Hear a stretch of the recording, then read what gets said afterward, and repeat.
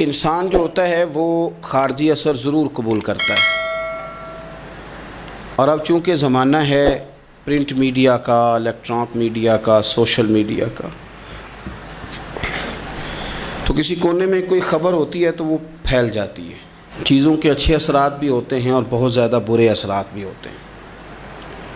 ہماری عورتیں گھروں کے اندر بیٹھی تھیں، بہت ساری چیزوں سے آگاہ نہیں ہوتی تھیں۔ اب وہ گھر کے اندر موجود ہیں تو بہت ساری چیزیں گھر کے اندر میڈیا کے ذریعے ان تک بھی پہنچ جاتی ہیں۔ خیر کی چیزیں پہنچنا بڑا اچھا ہے، بڑا مبارک ہے، اس سے بہتری پیدا ہوتی ہے، لیکن جب شر پھیلتا ہے نا، شرارت کی جاتی ہے، تو عورت چونکہ اپنی عقل کے لحاظ سے اتنی مضبوط نہیں ہوتی جتنا کہ مرد ہوتا ہے، اور ذہن کے لحاظ سے اتنی پختہ نہیں ہوتی جتنا کہ ایک مرد ہوتا ہے، تو وہ بیچاری اس کا جب اثر قبول کرتی ہے تو وسوسوں کا شکار ہوتی ہے۔ اور پھر جس طرح آج کل جدید خواتین جدت کا لیبل لگا کے سوسائٹی میں آئی ہیں، کہتی ہیں ہم نے سیاسی، سماجی، فلاحی، ملکی، ان سب معاملات کے اندر پورا کردار ادا کرنا ہے، تو وہ چونکہ ایک حسین نعرہ لے کے آتی ہیں، تو ہماری بیٹیاں، بچیاں، بہنیں، مائیں بعض اوقات حالات کے جبر کی وجہ سے، بعض اوقات وسوسوں کی کثرت کی وجہ سے وہ کسی نہ کسی طور پر اس تکلیف کا شکار ہو جاتی ہیں، اور شیطان انہیں اپنی لپیٹ میں لیتا ہے۔ کرنے کا کام یہ ہے کہ عورتوں کو بتایا جائے کہ تمہارا اصل سبق ہے کیا، تمہارا دین کے اندر کردار کیا ہے، تمہاری فضیلت کیا ہے، حقوق کیا ہیں، تمہیں کتنا نوازا گیا ہے، اور تمہارا کردار بڑا شاندار رہا ہے۔ عورتوں کا بڑا تابناک اور خوبصورت کردار رہا ہے دین کے لیے ہمیشہ، بلکہ جتنے لوگ دین کے لیے تیار ہوئے، عالم ہوں، مجاہد ہوں، غازی ہوں، استاد ہوں، حافظ ہوں، ان سب کو تیار کرنے والی مائیں ہیں، اور وہ پوری جد و جہد کے ساتھ بھیجتیں، تیار کرتیں، محنت کرتیں۔ انہوں نے ان کی تیاری میں بھی اور آبیاری میں بھی خوب کردار ادا کیا۔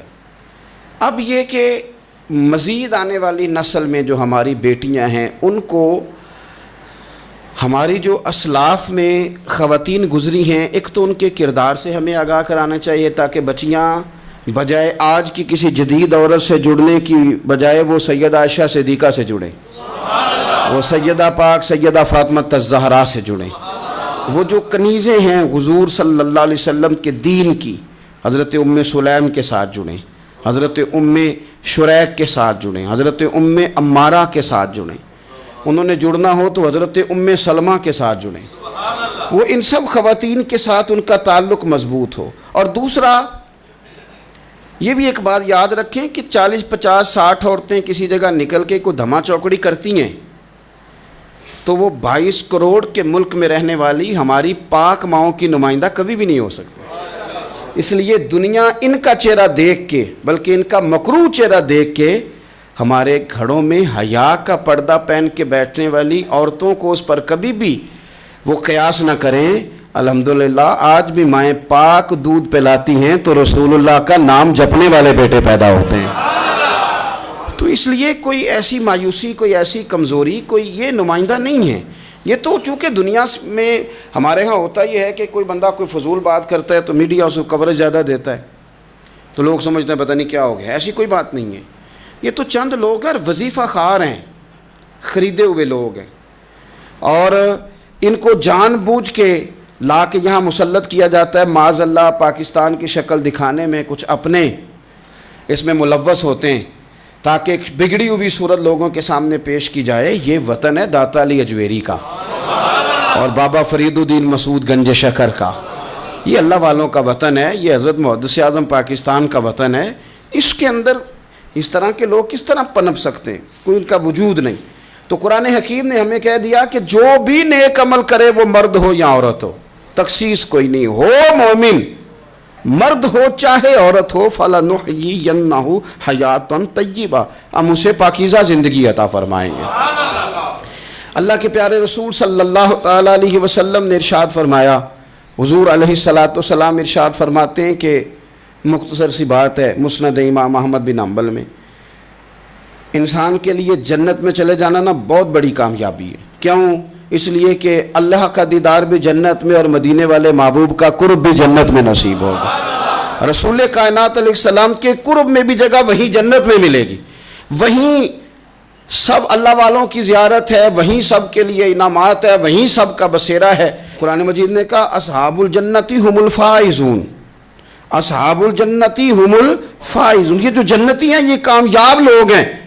تو نبی پاک صلی اللہ علیہ وسلم نے مختصر بات ارشاد فرمائی مسند امام احمد بن حنبل میں، حضور فرمانے لگے عورت 5 نمازیں پڑھے، اپنے روزوں کی حفاظت کرے، یعنی رمضان کے روزے رکھے، فرمایا اپنے خامند کی اطاعت کرے، نماز روزے کی پابندی کرے، خامند کی اطاعت کرے اور اپنی شرمگاہ کی حفاظت کرے۔ تو حضور فرماتے ہیں پھر قیامت والے دن نہ اس کے لیے جنت کھول دی جائے گی، وہ جس دروازے سے چاہے جنت میں داخل ہو جائے۔ پھر کھول دیا اللہ تعالیٰ نے اس کے لیے۔ 2 ہی باتیں، ایک یہ کہ نماز روزے کا خیال کرے، خامد کی اطاعت کرے، شرمگاہ کی حفاظت کرے، تو جنت کے جس دروازے سے وہ چاہے گی نا اس کو داخلہ دے دیا جائے گا۔ تو عورتوں نے بڑے مضبوط ایمان کا مظاہرہ کیا ہے، مضبوط ایمان کا۔ پہلی مثال دیتا ہوں جناب ہاجرہ کی۔ حضرت ہاجرہ رضی اللہ تعالی عنہا حضرت اسماعیل علیہ السلام کی والدہ ہیں، جناب ابراہیم خلیل اللہ علیہ السلام کی اہلیہ ہیں۔ میں نے پہلے بھی ایک دفعہ کہا تھا، پھر کہتا ہوں کہ آج کل نا کاکروچ دیکھ کے، چھپکلی دیکھ کے چیخ مارنا یہ خوف نہیں، یہ فیشن ہے۔ اسے پتہ چلتا ہے کہ یہ برگر فیملی ہے، اسے پتہ چلتا ہے یہ امیر لوگ ہیں۔ یعنی کاکروچ کھا جاتا ہے کہ چھپکلی کھا جاتی ہے، لیکن یہ نا جی وہ جی ہمارا بچہ چیخ مارتا ہے اس کو دیکھ کے، کیا مطلب ہے بڑا پڑھا لکھا جی، بڑی سوبر فیملی۔ یہ پڑھے لکھے نہیں، یہ بزدل ہونے کی علامت۔ کمزور پڑنا، ڈرنا، خوف کھانا، اللہ تبارک و تعالیٰ پر ایمان رکھتے ہوئے توکل میں کمزوری کرنا، معاذ اللہ۔ مسلمان کا تو یہ نظریہ نہیں نہ ہوتا، اور مسلمان عورتوں کا ہر وقت رونا کہ نصیب پتہ نہیں کیسے ہوں گے، پتہ نہیں کیا بنے گا، میرا تو کچھ بان ہی نہیں رہا، جب بات کرنا رو کے کرنا، جب سنانا دکھ ہی سنانا۔ یہی حال ماں کا ہے، یہی بہن کا ہے، یہی بیٹی کا ہے، الا ماشاءاللہ کچھ اچھی بھی ہیں۔ تو اس قدر زیادہ کمزور نظریات مسلمان عورتوں کے نہیں ہوتے۔ اور پھر ساری زندگی اگر یاد کرنا ہے تو دکھ یاد کرنا ہے، سکھ نہیں یاد کرنا۔ زندگی کے اندر جہاں کسی جگہ آزمائش آئی اس کا ذکر روز کرنا ہے، اور جو آسانی آئی ان کو بھول جانا ہے۔ حضرت ہاجرہ کو جناب ابراہیم خلیل اللہ علیہ السلام چھوٹا سا بیٹا دے کے وادی غیر ذی زرعین میں چھوڑ آئے، اتنی سی کھجوریں، ایک مشکیزہ پانی کا۔ اس خاتون کو وہاں کھڑا کیا، دور دور تک آبادی کوئی نہیں، جنگل کا سما ہے، پرندے تک آ کے نہیں چہکتے، کوئی چیز نہیں دنیا کی، لیکن ایمان اس کو کہتے ہیں، طاقت اس کو کہتے ہیں، کلمہ پڑھنے کے بعد کھڑا رہنا اور اپنے توکل کو مضبوط رکھنا اس کو کہتے ہیں۔ حضرت ابراہیم واپس لوٹ رہے تھے تو جناب ہاجرہ نے ایک سوال پوچھا، بس ایک۔ جناب ہاجرہ عرض کرتی ہیں اللہ کے خلیل، یہ اپنی مرضی سے چھوڑ کے جا رہے ہو کہ رب کا حکم ہے؟ میرے مالک کی میرے بارے میں یہی فیصلہ ہے، یہی رضا ہے، یا آپ اپنی مرضی سے چھوڑ کے جا رہے ہیں؟ تو جناب خلیل علیہ السلام فرمانے لگے ہاجرہ نہیں، یہ رب کا فیصلہ ہے، یہ اللہ کی رضا ہے۔ تو آپ کو بخاری میں یہ لفظ ملیں گے، جناب ہاجرہ کہنے لگی پھر آپ فکر نہ کریں، اگر رب کا یہ حکم ہے تو پھر میرا رب ہمیں کبھی بھی ضائع نہیں کرے گا۔ یہ مضبوطی ایمان کی، یہ مضبوطی، رب پھر ہمیں کبھی ضائع۔ او میرے ملت کی بیٹیوں اور بہنوں، ساری امیدیں خامن سے کیوں لگاتی ہو؟ ساری امیدیں بیٹے اور بھائی سے کیوں لگاتی ہو؟ ساری امیدیں دنیا سے کیوں لگاتی ہو؟ اس طرح کرو، اپنی ساری امیدیں اپنے رب کے ساتھ وابستہ کرو، رب کی رضا پہ، رب کے فیصلوں پہ راضی رہنا سیکھو۔ اگر تم یہاں ٹھہر گئی نا تو تمہارے پھر آنسو بہیں گے ضرور پر اللہ کی بارگاہ میں، پھر تمہاری دعائیں کے لیے ہاتھ اٹھیں گے ضرور پر اس کا کرم طلب کریں، پھر کمزور باتیں نہیں کرو گے۔ جس طرح ایمان عورتوں کا مضبوط تھا، اسی طرح ہماری جو اسلاف میں خواتین گزری ہیں، صحابیات، ان کا نا تبلیغ کا جذبہ بھی بڑا مضبوط تھا، بڑا مضبوط تبلیغ کا جذبہ۔ حضرت ام شریک رضی اللہ تعالی عنہا قبیلہ بنو عامر سے تعلق رکھتی تھی، پر مکے میں آئی ہوئی تھی، گھر گھر جا کے رسول اللہ کا دین بتاتی۔ ان دنوں میں نہیں جن دنوں میں پھول پھینکے جاتے ہیں تبلیغ کرنے والوں پر، جن دنوں میں نعرے لگتے ہیں ان دنوں میں نہیں، ان دنوں میں جب چھپ چھپ کے لوگ دین کی بات کرتے تھے۔ حضرت زید بن ارقم رضی اللہ تعالیٰ عنہ کے گھر میں لوگ بیٹھ کے دین سیکھتے تھے. یہ خاتون مجھے آج کہہ لینے دیں یار, مجھے کہہ لینے دیں, ووٹوں کی ضرورت ہو تو عورتیں گھر گھر چلی جاتی ہیں, ایک سیٹ کی ضرورت ہو تو بیویوں کو گھر گھر بھیج لیا جاتا ہے. یہ دیکھو یہ ایمان ہے رسول اللہ صلی اللہ علیہ وسلم پر, صحابیات کا یہ کمال ہے کہ گھر گھر وہ بھی گئی ہیں, پر ووٹ کے لیے نہیں, رسول اللہ کے دین کے لیے, رسول اللہ کے دین کے لیے. گھر گھر حضرت ام شریک جاتی, جا کے نا, اور وہ طریقہ تھا نا, عورتوں کو قائل کرتی. بڑے کٹھن حالات تھے اسلام پر, اعلانیہ کوئی بات نہیں کر سکتا تھا. حضرت ام شریک کہتی ہے میں عورتوں کو بلاتی, کہتی میری بات سنو. جب وہ قریب آتی تو میں نے نبی پاک کا دین بتاتی, سائیڈ پہ کر کے کونے میں نہ تھوڑا تھوڑا, او یار آپ ذرا اس کا لطف تو لیں, اس کا ذائقہ تو دیکھیں. حضرت ام شریک کہتی ہے میں گھر گھر جاتی بتاتی, تو کافروں کو پتہ چل گیا کہ یہ تبلیغ کرتی ہے. انہوں نے مجھے بلایا, کہنے لگے تیرے برادری اور قبیلے کا مسئلہ نہ ہوتا تو ہم تجھے قتل کر دیتے, اب ہم تجھے واپس بھیجتے ہیں. چند مردوں کو میرے ساتھ کیا, مجھے گھوڑے اور اونٹ کی ننگی پشت پر باندھ لیا. ننگی پشت پر لمبا سفر کرنا مشکل ہوتا ہے, پسینہ آئے, بڑی تکلیف ہوتی ہے گھوڑے پر بیٹھ. اب وہ کوئی کجاوا نہیں, کوئی چیز نہیں, اسی طرح باندھ کے لے گئے. اور فرماتی ہیں کہ 3 دن اور 3 راتوں کا وہ سفر تھا. رستے میں وہ خود چھاؤں میں بیٹھتے اور مجھے باندھ کے دھوپ میں ڈال دیتے. 3 دن میں نے زمین پر چلنے والی کسی چیز کی آواز نہیں سنی, لیکن وہ جب نبی پاک کے دین کی بات پوچھتے تو میرا کلیجہ خوشی کے ساتھ ٹھنڈا ہو جاتا, آنکھیں کھل جاتی, اور میں کہتی کیا بات ہے میرے نبی پاک کے دین کی. اس کیفیت میں بھی وہ تبلیغ کی لذت اپنی جگہ موجود. حضرت ام شریک رضی اللہ تعالیٰ عنہ فرماتی ہیں کہ جگہ انہوں نے مجھے لٹا دیا باندھ کر, پیاس بڑی شدید تھی, پانی پینے کو دیتے نہیں تھے, روٹی کھانے کو, یہ ایک عورت کی بات کر رہا ہوں, یہ خاتون کی بات کر رہا ہوں. آج کل تو ہمارے بچے شام کو سالن ٹھیک نہ پکا ہو تو موبائل توڑ دیتے ہیں. یہ قوم نہیں میدانوں میں جا سکتی, جہاد نہیں کر سکتی. خاتون کہتی ہے کہ شدید پیاس تھی اور مجھے باندھ کے لٹایا ہوا تھا. مجھے جب تکلیف بڑھ گئی تو اچانک میں نے دیکھا پانی کا ایک ڈول برآمد ہوا ہے. میں نے اسے تھوڑا سا پی لیا, پر طلب ابھی باقی تھی. وہ پھر آ گیا برتن, میں نے پھر پیا. طلب ابھی باقی تھی, پھر برتن آ گیا. امام ابو نعیم نے اس کو لکھا ہے حلیۃ الاولیاء میں. فرماتے ہیں تیسری دفعہ وہ پھر بھرا ہوا ڈول پورے کا پورا آ گیا. اب میں نے پیا بھی, اپنے کپڑوں پہ بھی چھڑکا. جب وہ سارے بیدار ہوئے تو مجھے آگے کہنے لگے کہ تو نے ہمارا پانی استعمال کیا ہے. فرماتی ہے پھر انہوں نے اپنے برتن دیکھے, مشکیزیں دیکھے تو بھرے ہوئے تھے. میرے قریب آ کے کہنے لگے یہ پانی کہاں سے آیا؟ تو میں نے کہا تم ابھی میرا عقیدہ نہیں سمجھے, یہ میرے رب نے مجھے دیا ہے, میرے رب نے مجھے دیا. فرماتی ہے مجھے باندھ کے لے جا رہے تھے, پر جب میری بات سنی نا تو بول کے کہنے لگے ہمیں سمجھ آ گئی ہے, تیرا دین ہمارے دین سے بہتر ہے, تیرا عقیدہ ہمارے عقیدے سے بہتر ہے. اور ایک روایت میں یوں بھی ہے کہ وہ باندھ کے لے جا رہے تھے, پر یہ کمال دیکھا تو کلمہ پڑھ کے مدینے والے کے غلام بن گئے. صحابیات نے نا بڑا جم کے دین کا کام کیا, عقیدہ, پھر تبلیغ, پھر میدان جہاد. عورتیں جہاد میں جایا کرتی تھیں, وہ زخمیوں کو پانی پلاتی تھیں, مرہم پٹی کرتی تھیں.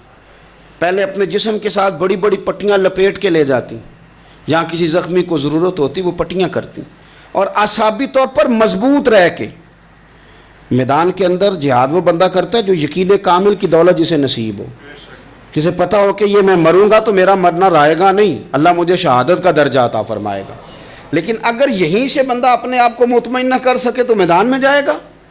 یقین کامل ہو, اگر ہو یقین کامل پیدا تو پھر کٹ جاتی ہیں زنجیریں, پھر انسان آگے مضبوطی سے آگے بڑھتا ہے. نبی پاک صلی اللہ علیہ وسلم جب جہاد کے لیے تشریف لے جاتے نا تو عورتوں پر کسی نہ کسی شخص کو نمائندہ بنا کے چھوڑ کے جاتے تھے. ایک دفعہ مولا علی شیر خدا کو بھی چھوڑ کے گئے, حضرت عبداللہ ابن مختوم رضی اللہ تعالیٰ عنہ کو بھی ایک دفعہ چھوڑ کے گئے. ایک موقع پر نا حضور نے عورتوں کو ایک جگہ پہ چھوڑا پیچھے, تو وہ قلعہ تھا حضرت حسان بن ثابت رضی اللہ تعالیٰ عنہ, بڑا مضبوط قلعہ تھا. اس قلعے کے اندر خواتین ساری محفوظ کر کے ان کو وہاں بٹھا دیا گیا. حضور جہاد کے لیے چلے گئے. اب وہاں قلعے میں عورتوں کو اس لیے رکھا گیا تھا کہ یہاں یہودی بھی ہیں, تو ایسا نہ ہو کہ ہم باہر لڑیں تو وہ اندر سے کوئی شرارت کر دیں, لہٰذا عورتیں محفوظ رہیں. حضرت حسان بن ثابت رضی اللہ تعالیٰ عنہ کی ڈیوٹی تھی تلوار لے کے حفاظت کرنے کی، تو ایک یہودی آ گیا، وہ اب ٹو کرنے لگا، تجسس کرنے لگا کہ یہاں عورتیں ہیں تو کوئی مرد بھی ہے کہ نہیں، دائیں بائیں دیکھنے لگا۔ حضرت صفیہ رضی اللہ تعالیٰ عنہ نے توجہ کی اور جناب حسان بن ثابت سے کہنے لگے 1 منٹ لگا اس کی گردن مار دے، ایسا نہ ہو کہ یہ جا کے بتا دے، گردن اڑا دے۔ حضرت حسان بن ثابت ذرا تھوڑی کوشش کرنے لگے، ارادہ کرنے لگے، آگے بڑھنے لگے، تو ابھی وہ تیاری میں ہی تھے تو حضرت صفیہ رضی اللہ تعالیٰ عنہ خود نکلیں پیچھے سے ہو کے، ذرا سا ایک ستون کے پیچھے چھپیں، ہاتھ میں بڑا سا ڈنڈا پکڑا، وہ آپ کے قریب سے گزرنے لگا۔ تو یہ خاتون کی بات کر رہا ہوں، خاتون کی، کسی مرد کی ضرورت ہے عورت کو تنگ کر جائے؟ شرط یہ ہے کہ عورت کے اندر بھی تو غیرت ایمانی ہو نا، اس کے اندر بھی تو وہ قوت ہو نا، ایسا نہ ہو کہ وہ کمزور پڑ جائے۔ ہاتھ کے اندر ڈنڈا تھا، جب وہ یہودی پاس سے گزرنے لگا تو اللہ اکبر کہہ کہ بی بی نے اتنے زور سے مارا ڈنڈا، حضور کی پھپھو نے ایک ہی ڈنڈا کھایا اور وہ زمین پہ ڈھیر ہو گیا۔ حضرت صفیہ نکلی اور جناب حسان بن ثابت سے کہنے لگی مجھے آتی ہے شرم، چونکہ جب کسی کو مار دیا جائے تو اس کا مال مال غنیمت ہے نا کافر کا، اب اس کی زرہ اتارنی ہے، اس کی تلوار لینی ہے۔ فرمایا مجھے شرم آتی ہے، وہ مرد ہے، اس طرح کرو مار میں نے دیا، سامان تم اتار کے لے آؤ۔ یہ قوت تھی مسلمان عورتوں کے اندر، یہ شوق تھا، یہ جذبہ تھا۔ ہمارے ہاں نا وہ روز روز کی کمزوریاں، عورتوں کا روز آنسو بہانا اور جہاں بھی سنانا دھوکھی سنانا، اس نے انہیں کمزور کر دیا ہے۔ آپ کے ذہن پہ چیزیں سوار ہو جاتی ہیں نا، تو یہ جو مرد زیادہ رہتے ہیں نا عورتوں کے ساتھ، زیادہ وقت گزارتے ہیں، زیادہ داستانیں سنتے ہیں، ان میں وہ ساری چیزیں پیدا ہو جاتی ہیں۔ آپ نے ناراض نہیں ہونا، میں دعوے سے کہتا ہوں کہ جو جوان اپنی اماں کے اور ابا کے شکوے کرنے لگ جاتا ہے نا، اس نے 1.5 گھنٹہ باتیں سنی ہیں بیوی کی، ایسے مفت میں نہیں شکوے کر رہا، اس نے ہلکا ہلکا کہیں جی بھی کیا ہے، تو تب یہ ساری کہانیوں نے جنم لیا۔ آپ جس کی صحبت میں بیٹھیں گے اس کا کچھ نہ کچھ اثر ہے، بلکہ عارف رومی تو کہتے ہیں کہ شیر کے بچے کو بکریوں میں چھوڑ دو، بکری بن جائے گا۔ شیر کے بچے کو بکریوں میں چھوڑو، وہ بکری ہے، اس لیے کہ شیروں کی صحبت بندے کو شیر بناتی ہے۔ تو جب بیٹھنا ہی نہیں ہے، باتیں سارا دن یہ والی سننی ہے، ہر وقت رہنا ہی اسی داستان میں، پھر کمزور باتیں، پھر اپنے ماضی کے دکھ، پھر پتہ نہیں کیا۔ آپ نے ناراض نہیں ہونا، میں بعض جوانوں کی باتیں سن کے میرا دل کرتا ہے کہ اسے کہوں یار تو کیا بات کر رہا ہے، اپنا قد دیکھ، تو اپنی عمر دیکھ، رب نے تجھے مرد بنایا ہے، تو کمال آدمی ہے، تو کھڑا ہو۔ اگر اس طرح امت مسلمہ کے نوجوان رہیں گے تو میدانوں میں کس نے نکلنا ہے؟ بات بات پہ رو جانا، بات بات پہ سہم جانا، حالات کے سہمے ہوئے لوگوں کو بتا دو حالات بدل جاتے ہیں، ایک جیسے نہیں رہتے۔ آپ کی طبیعت میں دلیری اور وقار ہونا چاہیے۔ حضرت اسماء بنت ابی بکر صدیق، حضرت صدیق اکبر رضی اللہ تعالی عنہ کی وہ صاحبزادی ہیں جو حضرت عائشہ کی بڑی ہمشیرہ ہیں۔ رات کو غار ثور میں مرد جاتے ڈرتے ہیں، آج بھی ڈرتے ہیں، اور جناب اسماء نبی پاک کی روٹی لے کے جایا کرتی تھی۔ پھر اللہ نے ان کو بیٹا دیا، حضرت عبداللہ بن زبیر، یہ حضور کی پھپھی کے نواسے ہیں۔ حضرت زبیر بن عوام عشرہ مبشرہ صحابی ہیں، ان کے بیٹے ہیں، اور یہ وہ خوش بخت جوان ہے جس کو گٹی نبی پاک نے اپنے لعاب دہن سے عطا فرمائی۔ یزیدی فوجوں کے خلاف امام حسین کے بعد جو آدمی باقاعدہ مرتب فوج کے ساتھ میدان میں آئے وہ حضرت عبداللہ ابن زبیر ہیں، مرتب کر کے اپنا لشکر لے کے نکلے۔ حضرت اسماء بوڑھی ہو گئی تھی، 90 سال عمر تھی، نظر نہیں آتا تھا۔ حضرت عبداللہ ابن زبیر جب لڑے یزیدی فوجوں کے خلاف تو کچھ ساتھی شہید ہو گئے، کچھ کے قدم پیچھے ہٹ گئے۔ حضرت عبداللہ ابن زبیر ماں کے پاس آئے اور ماں سے آ کے کہتے ہیں اماں میرے کچھ ساتھی کمزور پڑ گئے، کچھ شہید ہو گئے، اور یہ بڑے سخت لوگوں کی فوج سے ہمارا مقابلہ ہے، تو اس وقت تیرے ساتھ کوئی خدمت گزار نہیں، میں تیرا اکیلا سہارا ہوں، ماں تو بتا میں کیا کروں، آگے جاؤں کہ واپس مڑوں؟ نابینا ہیں حضرت اسماء، عمر ہے 90 سال، بیٹے کی پشت پہ ہاتھ رکھ کے کہتی ہیں پتر پہلے یہ بتا کہ تو حق پہ ہے کہ نہیں، تو حق پہ ہے کہ نہیں؟ ان ماؤں کی گود میں اسلام پلا کرتا تھا، حق پہ ہے کہ نہیں؟ تو حضرت عبداللہ ابن زبیر کہنے لگے اماں میں حق میں ہوں۔ تو حضرت اسماء کہنے لگے پتر پھر میدان میں جا، اور میرا پتر ایک میرے ساتھ وعدہ کر، کوئی بھی تیر پشت پہ نہ کھانا، سارے سینے پہ کھا کے آنا۔ حضرت عبداللہ ابن زبیر عرض کرنے لگے اماں یہ بڑے ظالم قسم کے دشمن ہیں، یہ آنکھیں نکال دیتے ہیں، ہونٹ کاٹ دیتے ہیں، جسم کے ٹکڑے ٹکڑے کرتے، تو سہ لے گی؟ کیا جواب ہے، کیا طاقت ہے، کیا ہمت ہے۔ حضرت اسماء فرمانے لگی پتر بکرے کو نہ صرف ذبح ہوتے وقت تکلیف ہوتی ہے، کھال اترتے وقت کوئی تکلیف نہیں ہوتی، جا میرا بیٹا میدان میں۔ حضرت عبداللہ ابن زبیر شہید کر دیے گئے، ان کی لاش مبارک مکہ مکرمہ کے چوک میں جنت المعلہ کے پاس لٹکا دی گئی۔ حجاج بن یوسف نے حضرت اسماء کو بلایا اور بلا کے کہنے لگا تجھے پتہ ہے تیرا بیٹا لٹکا ہوا ہے؟ فرمانے لگی ہاں مجھے پتہ ہے، یہ بچپن سے ہی شاہ سوار ہے، یہ گھوڑوں پہ رہنا ہی پسند کرتا تھا۔ اور پھر کیا جملہ کہا، حجاج کے لوگ کہتے ہیں یہ فوجوں میں اور تلواروں کی جھنکار میں کبھی نہیں کانپا تھا، پر حضرت اسماء جو نابینا ہیں ان کے جملوں نے نرزہ طاری کر دیا۔ فرمانے لگی حجاج میرا پتر لٹک گیا ہے، کہیں تیرے آگے جھکا تو نہیں نا؟ لٹک ہی گیا ہے، جھکا تو نہیں میرا پتر؟ 14 دن تک لٹکے رہے، لاش مبارک لٹکی رہی، لیکن حضور کا لعاب دہن تھا نا، لوگ کہتے ہیں قریب سے گزرتے تھے تو دور دور تک خوشبوئیں پھیلی ہوئی، دور دور تک۔ مائیں ایک صحابیہ ہے، نام ہے ام عمارہ، جنگ احد میں زخمیوں کو پانی پلاتی، اپنے 2 بیٹے اپنا شوہر لے کے احد میں آئیں، زخمیوں کو پانی پلاتی ہیں، مرہم پٹی کرتی ہیں۔ اچانک جنگ کا پانسا پلٹ گیا، وہ درے پہ جو لوگ حضور نے مقرر کیے تھے وہ غلط فہمی کی وجہ سے درہ چھوڑ گئے، حالات اور ہو گئے، عجیب سا ماحول ہو گیا۔ پھر یہ بھی افواہ پھیلا دی گئی کہ معاذ اللہ حضور شہید کر دیے گئے، لوگوں کے حوصلے بڑے اور رنگ اختیار کرنے لگے، حضور کے گرد تھوڑے سے لوگ رہ گئے۔ او میرے بھائیوں، او ملت کی بیٹیوں بہنوں، یہ ہے تمہارا انداز دین کی خدمت میں، یہ خواتین کا انداز ہوتا ہے۔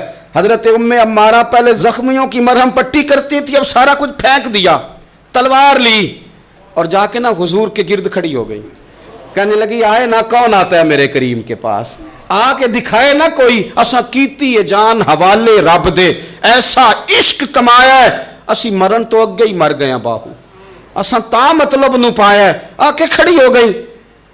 حضور فرماتے ہیں میں دائیں دیکھتا تھا تو ام عمارہ ہوتی تھی، میں بائیں دیکھتا تھا تو ام عمارہ ہوتی تھی، آگے دیکھتا تھا تو ام عمارہ، پیچھے ام عمارہ۔ حضور فرمانے لگے تو بہت سارے لوگوں سے سبقت لے گئی ہے، تو بڑے سارے لوگوں سے آگے نکل گئی ہے، ان کو زخم لگ رہے ہیں، تیر آ رہے ہیں، پر خاتون ہو کے ڈٹی ہوئی ہیں، رسول اللہ صلی اللہ علیہ وسلم کے سامنے کھڑی، حضور پر آنے والے تیر اپنے وجود پہ لیتی ہیں۔ او میرے عزیز، رسول پاک علیہ السلام نے فرمایا تجھے رب نے بڑا حوصلہ دیا ہے، اتنا گہرا زخم بازو میں آیا کہ غار بن گئی، غار۔ اللہ کے پیارے محبوب نے نظر کرم فرمائی، حضور نے فرمایا کچھ مانگ لے، کہنے لگی سونیا اگر میری خدمت قبول ہے تو دعا کر دیں اللہ قیامت کے دن بھی آپ سے دور نہ کرے، رب دور نہ کرے۔ حضور نے دعا کر دی، اے اللہ اس کو اور اس کے خاندان کو قیامت میں بھی میری رفاقت دینا۔ حضور کی دعا سنی تو باہر نکلی، فرمانے لگی لوگوں لو پھر میں نے اپنا مقصد پا لیا ہے، میں کامیاب ہو گئی ہوں، اب دنیا کی کوئی مصیبت بھی میرے اوپر آئے تو مجھے کوئی پرواہ نہیں، اس لیے کہ مدینے والے نے یہاں بھی کرم فرما دیا ہے وہاں بھی کرم فرما دیا ہے۔ یہ طاقتیں تھیں ان خواتین کے۔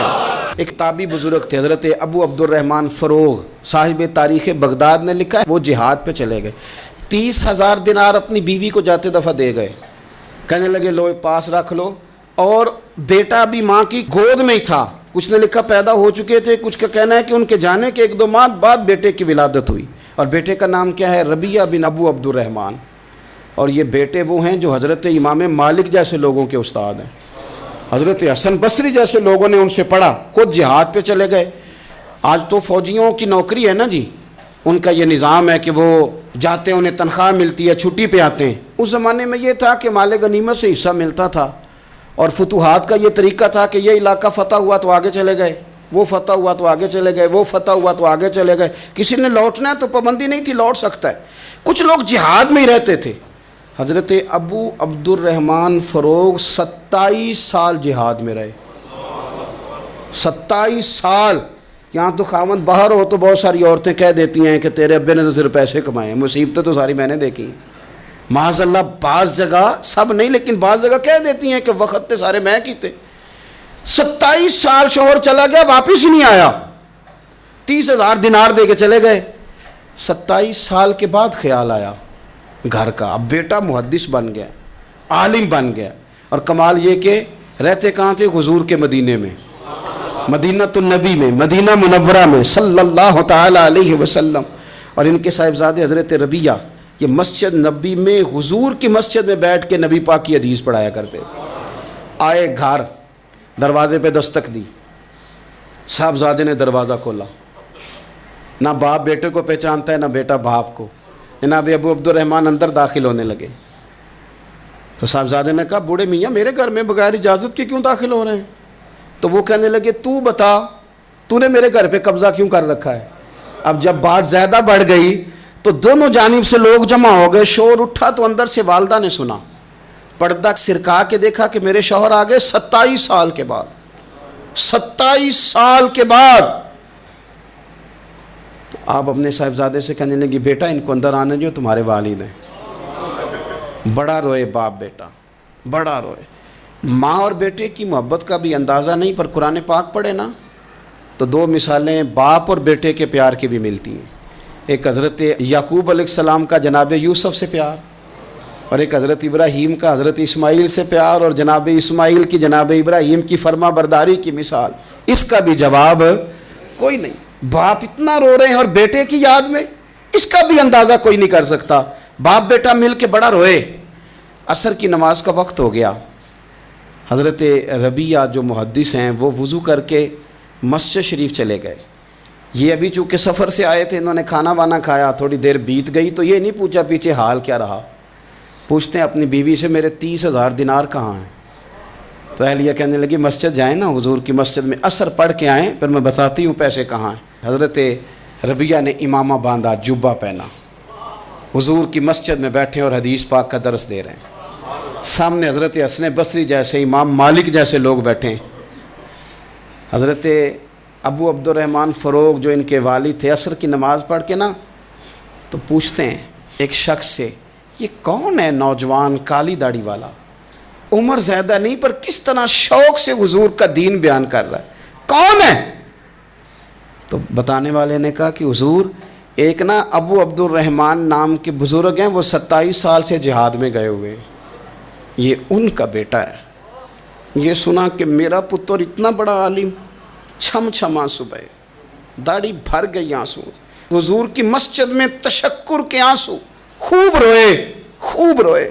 اٹھے گھر گئے، اور جب آنسوؤں بھرا چہرہ لے کے گھر آئے تو اماں ساری بات ہی سمجھ گئی، کہنے لگی دیکھا ہے وہ بیٹے کو حدیث پڑھاتے، اب پتہ چلا میں نے آپ کے 30,000 دینار کہاں خرچ کیے، میں نے آپ کا پیسہ ضائع تو نہیں کیا۔ تو حضرت ابو عبد الرحمن فروغ فرمانے لگے رب تجھے صلہ دے اور میری طرف سے بھی دے، تو نے تو کمال کر دیا ہے، حدیث تیرا بیٹا پڑھا رہا تھا اور قد میرا اونچا ہوتا جا رہا تھا، سبق تیرا بیٹا دے رہا تھا اور یوں لگ رہا تھا کہ درجے میرے بلند ہو رہے ہیں۔ تو ماؤں نے کمال کیا، انقلاب کیا، بیٹیوں نے بہنوں نے دین کے لیے ہمیشہ اپنا کردار پیش کیا ہے۔ لہذا ان چند ایک وظیفہ خوار اور ناپاک عزائم والے لوگوں کو سامنے رکھ کے ملت کی بیٹیوں کو قیاس نہ کیا جائے۔ آخر دعوانا الحمدللہ رب العالمین۔